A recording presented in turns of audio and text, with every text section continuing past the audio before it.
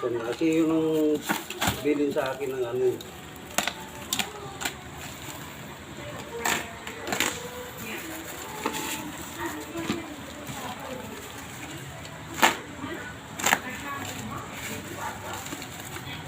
Ilang piraso?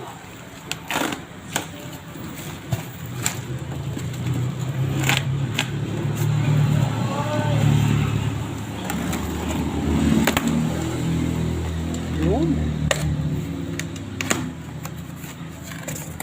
Ayun ang ano. Yun, may ano siya. Ang monitor ng blood sugar ata to. Oo. Ay po. Ilang piraso? Lima. Lima. Ayan, 5 piraso po yung laman.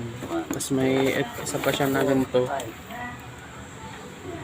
Portable blood glucose meter. So, Tag to. ito yung gagamitin para ma-monitor yung blood sugar.